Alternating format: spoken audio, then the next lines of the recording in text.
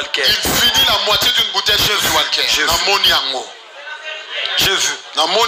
des hommes de Dieu avant Matanaché. Avant d'aller prêcher. Il faut que je rapport ce son à moi, c'est à l'instant longtemps. Une seule. Même si c'est le pape. Il faut qu'il y ait une instruction qui le pousse à rester sur une femme. Je veux choquer. De manière naturelle, l'homme ne peut pas être fidèle. Je réchoque. Je dis l'homme, je ne dis pas chrétien, païen, je dis l'homme. Si il est homme, il est homme. De manière naturelle, l'homme ne peut pas être là. Tous ceux qui en Afrique ont prié. Alors, maman, une maman est venue me dire. Abi, je viens prier aussi et je viens aussi à l'église. Pasteur Nabiso. Mais notre pasteur vous insulte beaucoup. J'ai dit, c'est pas un problème. Quand elle venait en prier, je regardais cette maman. Elle ne menait pas une bonne vie. Un jour, je priais. Et je l'ai vu avec un homme. Je commençais à lui poser la question. Tu es marié? Oui. Tu te conduis bien? Oui. Tellement elle avait beaucoup parlé un jour. Elle dit, je vais venir avec ton pasteur, je vais passer avec beaucoup de gens. Qu'est-ce qu'il y a avec ton pasteur? Je devais conduire la midi, vers 11h, ils se sont arrêtés. Elle conduisait et le pasteur était à côté. Quand ils sont descendus, la révélation que j'avais eue est revenue. Et j'ai vu le visage que j'avais vu. Je lui ai posé la question directement. Quand il m'a salué, je dis ça va. Je dis pourquoi tu sors avec cette femme? Il m'a regardé. Non, on doit parler. On doit parler. Pourquoi tu sors avec cette femme? Regardez mon évangéliste. Je devais vous exprimer. Moi je veux juste savoir pourquoi est-ce que tu sors avec lui? Oh, c'est parce que son mari ne s'occupe pas d'elle. C'est parce que mon mari ne s'occupe pas d'elle. Je lui ai dit, tu dois savoir toi que tu es dans le faux. Et moi, je suis dans le vrai. Parce que yo marié, parce que toi tu es marié, femme, et tu sors avec une femme. Arrête de prêcher la parole de Dieu. Tu es dans le faux. Je vais vous chercher un habit. Quand ils sont venus me voir à 20h.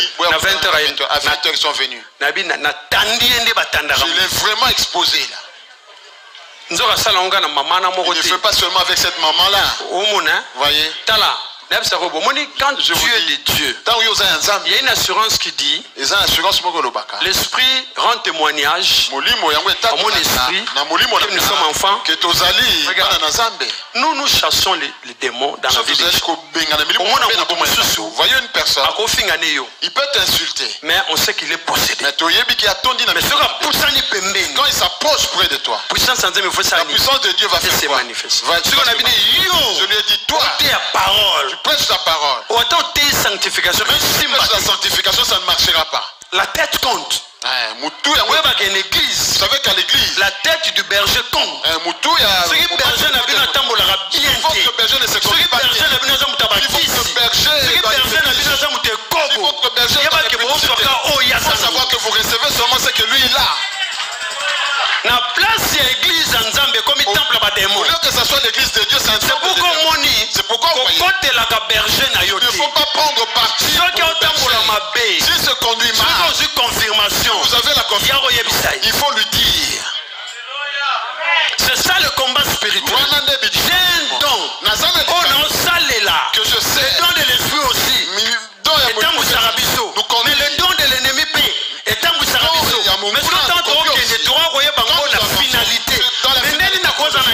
comment est-ce que je peux avoir un c'est lui qui a le don de l'esprit.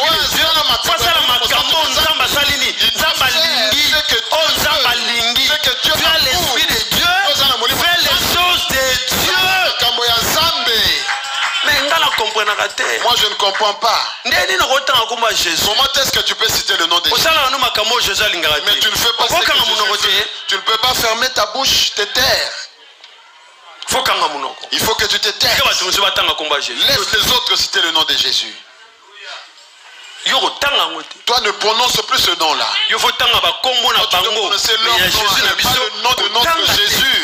Non. C'est pourquoi il peut te domine sur toi, mais pas avec un esprit de Dieu. Mais quand toi tu as l'esprit de Dieu, je te dis, personne ne peut te dominer. Je vous dis que même si vous croyez, ce n'est pas mon problème. Ce n'est pas mon problème. Quand une femme vient faire tomber un homme de Dieu, mais pourquoi vous accusez seulement cette femme-là? C'est là où moi je ne comprends pas. Oh, ces femmes-là font tomber. Et cet homme-là, quel esprit pour qu'il tombe en impudicité avec cette femme-là? Oh. Ne condamnez pas seulement la femme. Regarde, on a amené une femme. On dit la femme, nous l'avons surpris en plein délit où est l'homme? Où est l'homme? L'adultère ne se fait pas seulement par une seule personne. Avant tout cas, il n'a pas vu quoi leur dire. Il regarde normal, mais ils ne sont pas normaux. Si vous avez attrapé cette femme, je ne sais pas comment je serai. C'est toi qui as été créé le premier. C'est ce que les dons font. À travers ces dons, l'identification est confuse. Parfois je peux prier. Il y a les dons spirituels, il y a les dons et il y a des gens qui unis. Même si vous êtes unis, vous devez vous diviser toujours. Tu ne veux pas rester à la maison. Tu cherches ici dans l'église de Dieu. C'est un don. Est-ce que tu as été missionné? Si tu veux savoir que tu es avec Dieu, il faut contredire toute pensée négative en toi-même. Il faut d'abord commencer par contredire toute pensée négative en toi-même. Vous suivez? Une mauvaise pensée qui vient va t'enivrer. Tu dis non. Non, Satan. J'ai été arrêté sur ça. Je ne peux plus me nivrer. Comme tu pries dans le faux, dès que tu arrives à la maison, Jacques Daniel. Il y a Jacques Daniel qui est là, qui t'attendait. Ah, ces choses-là, j'ai arrêté, mais je ne vois plus comme avant. Mais seulement une petite mesure, une petite. Juste Sonio. Quelle honte. Chrétien Soni. Un chrétien qui fait honte. Tu nous fais honte.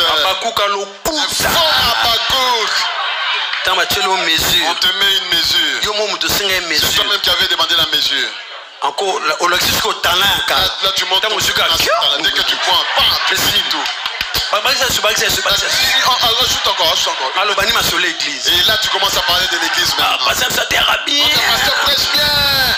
Il se lève contre ça. Rajoute encore un peu.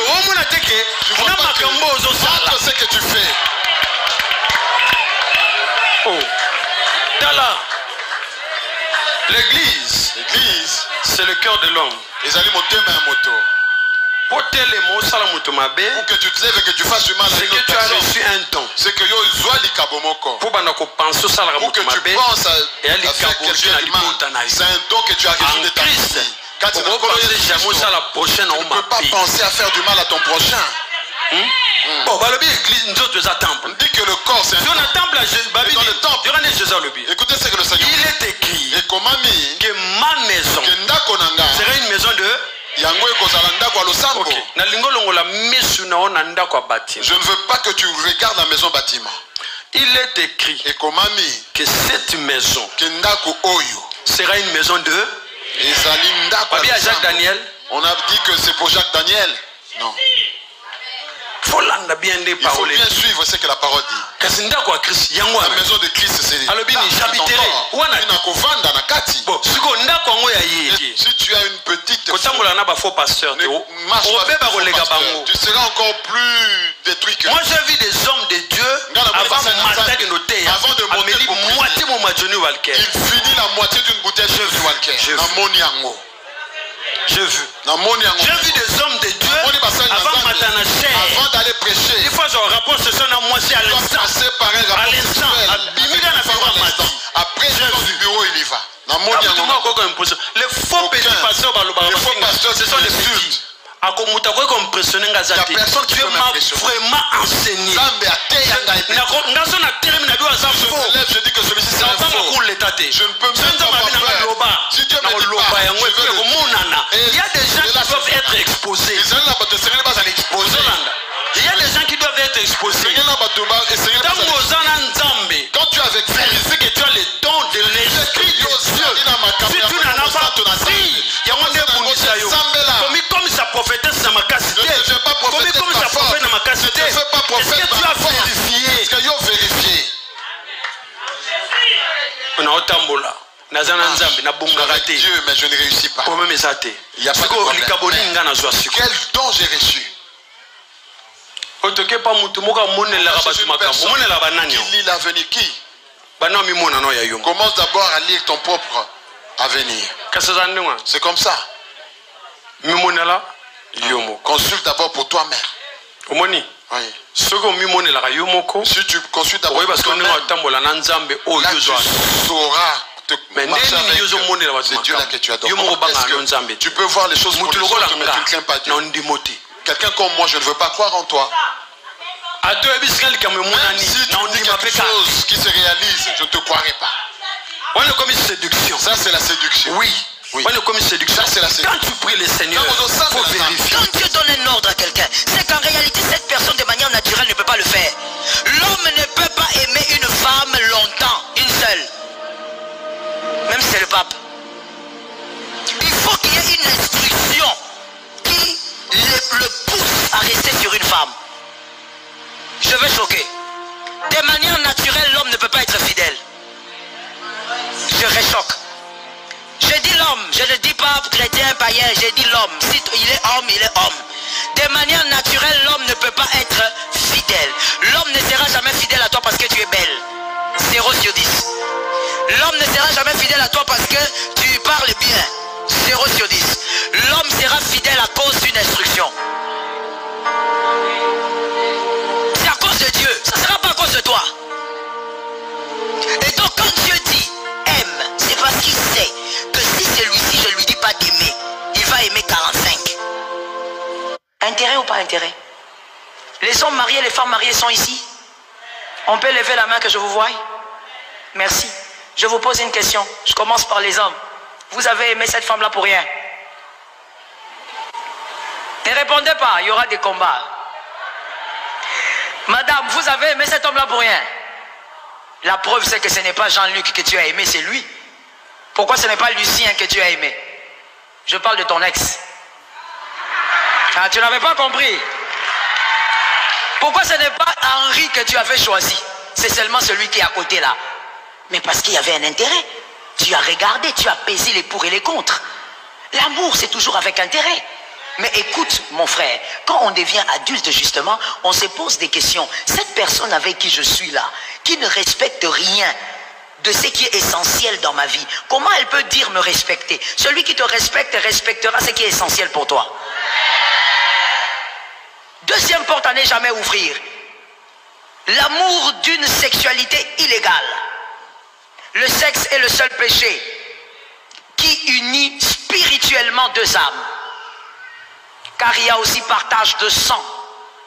Vous devenez unis et le sang a une voix, le sang parle. Genèse 4:10. Le sang s'exprime toujours. Lorsque vous vous unissez avec une femme, un homme, dans une sexualité illégale, premièrement, merci pour ceux qui écrivent, vous devez savoir que vous vous unissez à cette personne, il y a partage de sang, ces combats deviennent tes combats. Parce que j'ai dit le sang a une voix, le sang parle. Et le sang dit quoi? Le sang dans la vie de cet homme-là, de cette femme, est en train de parler des combats de leur famille. Ce sang parle des limites de leur famille. Son sang parle des condamnations de leur famille. Et ton sang aussi a une voix. Et parle aussi des réalités de ta famille. Je ne parle pas que de ta famille, mais même des réalités de ta lignée. Lorsque tu couches avec cet homme qui n'est pas ton mari, qui n'est pas ta femme, mademoiselle, monsieur le célibataire, tu crois qu'on ne t'a pas vu, mais si seulement tu savais que ce qui vient de se faire est pire que n'importe quoi. Vous avez uni vos sangs, son combat devient ton combat. Tu vas commencer à combattre des pouvoirs qu'il n'y a pas dans votre famille. Toi-même, tu as introduit. Tu vas commencer à te battre, monsieur, avec des esprits. Tu ne comprends pas d'où ils viennent. Dans ta famille, il n'y en a pas. Toi-même, tu es allé chercher ça chez quelqu'un. Tu en avais un peu besoin. Pire encore dans l'adultère. Oh my God. Tu es adultère, monsieur. Tu fais le gros dos. Tu dis que c'est toi le chef. C'est toi qui gères. Que tu as le droit d'aller te faire plaisir comme tu veux. C'est que tu ne sais pas, c'est que malheureusement pour ta femme, tu es en train d'apporter des condamnations qui n'ont rien à voir avec sa famille ou ta famille. Et maintenant quand tu couches avec ta femme, regarde la réalité spirituelle de votre couple. Il n'y a pas seulement que 2 combats. Venant de ta famille et de l'autre famille, il y a 3 combats. Vous êtes dans un couple à 3. Spirituellement, vous êtes 3. Vous avez les batailles de combien de personnes? Lorsque vous montez sur les lits, il y a 2 personnes physiques, il y a 3 personnes. Tu as compris. Vous commencez à vivre, même si tu as pitié de ta femme, la pauvre, elle va commencer à faire des cauchemars, elle ne comprend pas. Il y a une femme, il y a un homme, elle fait des rêves bizarres. Vous êtes à 3 dans le couple. Spirituellement, vous commencez à partager des combats. Et c'est grave. Vous êtes célibataire, vous allez commencer à vivre des choses qui n'ont rien à voir avec votre famille. Pourquoi? Vous vous êtes unis à une personne. Il ne fallait pas. Que l'Éternel t'épargne. Je suis d'accord avec celui qui a dit Amen. Que l'Éternel t'éloigne de ça. Il y a une deuxième chose que la sexualité fait, je suis en train d'aller vite, une deuxième chose que la sexualité illégitime fait, la sexualité illégitime crée la cécité face à tout ce qui est convenable, face à tout ce qui est normal. C'est là que vous verrez un homme marié, quand il commence à avoir des maîtresses, vous constatez que même ses propres enfants, il ne s'occupe pas. Vous allez dire, non, la femme là fait des gris-gris. Mon frère, des fois, il n'y a même pas des gris-gris. Le mystère du sexe illégal, c'est que ça crée aussi la cécité. Il y a une addiction qui se crée et cette addiction produit la cécité. Tout ce qui est normal, tu ne verras pas. Lorsque tes enfants pleurent pour les frais, toi tu ne vois pas. Lorsque tes enfants ont des besoins, toi tu trouves pas ça normal. Tu vas dépenser dehors. Il y a un monsieur que je connais, lui, il vit avec une maîtresse et avec sa femme évidemment. Et donc, quand il est payé, il va donner l'argent à sa maîtresse. Et quand il donne tout là-bas. Et quand il donne chez sa maîtresse, comme il vient auprès de la maîtresse seulement le soir, le matin il passe, et la journée il passe chez la femme légitime. Quand il va, la journée, il revient le soir, la femme lui dit, tu peux me donner de l'argent pour te faire quelque chose? Il dit, mais je t'ai donné mon salaire tout à l'heure. Il dit, je n'ai pas compris, j'avais mis ça là, on a volé. On a volé.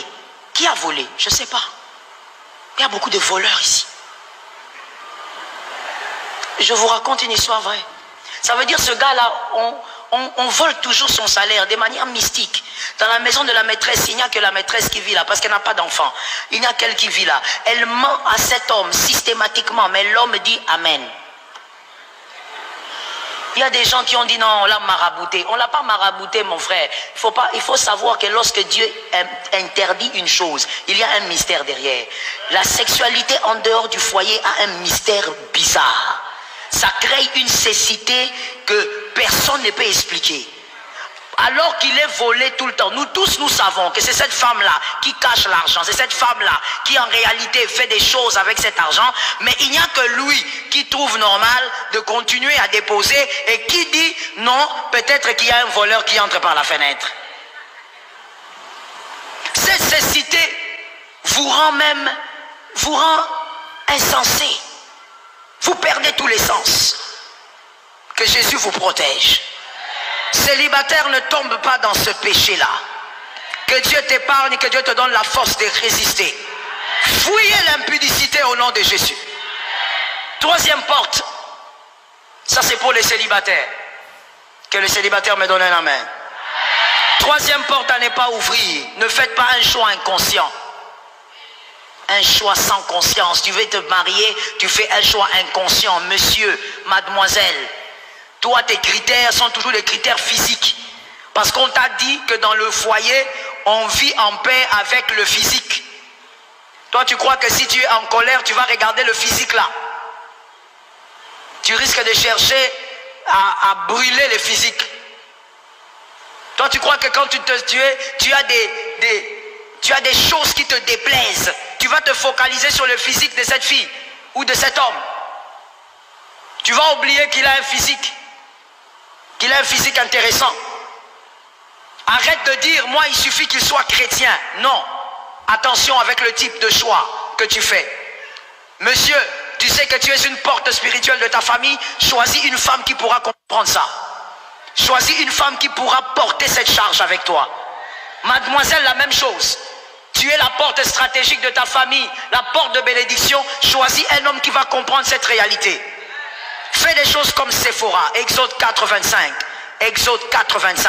J'ai pris cet exemple parce que cette femme n'était pas juive, mais cette femme a été capable d'être révélée dans une haute dimension pour délivrer Moïse de la mort.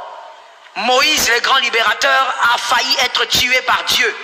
La personne qui a sauvé Moïse, ce n'était pas Aaron, c'était sa femme. Elle a délivré Moïse de la mort. Elle a jeté le sang aux pieds de Moïse. Et Moïse a été sauvé du Dieu qui voulait le tuer. Tu dois donc épouser quelqu'un qui est capable de comprendre cette réalité. Malheureusement, nous avons des hommes qui ont épousé des femmes égoïstes. Des femmes qui ne comprennent pas que lorsqu'on se marie, ça ne veut pas dire que le partage d'amour a été détruit. C'est quoi le partage d'amour? Ton mari t'aime, mais il aime aussi sa famille. Je savais. Je savais que la main là n'allait pas venir. Je savais que pour que la main sorte, il faut que je vous paye. Je parle des femmes. La main ne peut pas sortir. Ça là. Il y a même des femmes qui ont dit amen seulement dans la bouche, maman, dans le cœur, je refuse, je chasse. Je m'élève, je détruis.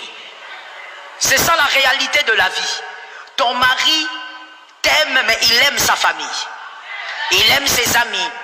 Il y a le partage d'amour au fait qui se fait. Et madame, vous devez être capable d'avoir assez de maturité pour comprendre ça.